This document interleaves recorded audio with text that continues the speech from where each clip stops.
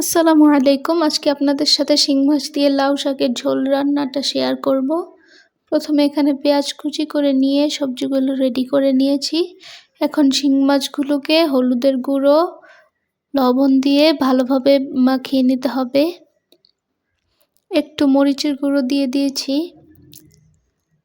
এখন একটা প্যানে সরিষার তেল দিয়ে মাছগুলো ভেজে নিব ভালোভাবে। আমরা এভাবে মাছ ভেজে রান্না করি, আপনারা চাইলে ভাজা ছাড়াও রান্না করে নিতে পারেন। ভাজা হয়ে গিয়েছে, এখন মাছগুলো সব একটা বাটিতে উঠিয়ে নিচ্ছি। এখন একটা পাতিল বসিয়ে দিলাম। এখন সরিষার তেল দিয়ে দিলাম, পেঁয়াজ কুচি দিয়ে দিলাম। পেঁয়াজটা ভালোভাবে বাদামি কালার হয়ে আসলে আদা রসুন বাটা দিয়ে দিচ্ছি। দিয়ে 1 মিনিটের মতো কষিয়ে নিব। এরপরে হলুদের গুঁড়ো দিয়ে দিলাম, মরিচের গুঁড়ো দিয়ে দিলাম 2 চামচ, লবণ দিয়ে দিলাম। এখন মশলাটা কষানোর জন্য পানি দিয়ে দিলাম। ঢেকে দিয়েছিলাম, কিছুক্ষণ পর উঠিয়ে নেড়ে দিব। আবার ঢেকে দিয়েছিলাম, এখন উঠিয়ে শাকগুলো দিয়ে দিচ্ছি।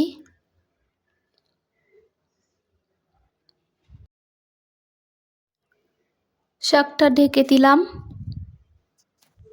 কিছুক্ষণ পর উঠিয়ে এখানে কিছু কাঁচামরিচ অ্যাড করে দিলাম।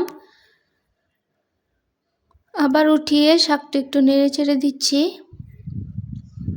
এখন ঝোলের জন্য পানি অ্যাড করে দিলাম।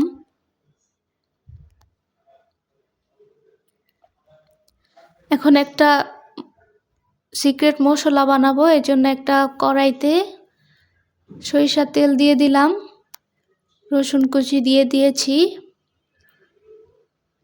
এখন পেঁয়াজ কুচি দিয়ে দিলাম। পেঁয়াজ আর রসুনটা ভালোভাবে ভেজে নেব।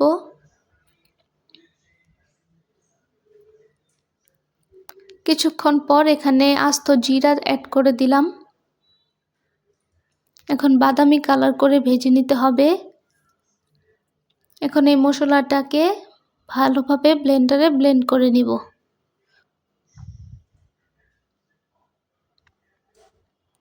শাকটা ঢেকে দিয়েছিলাম, এখন উঠিয়ে মাছগুলো দিয়ে দিচ্ছি।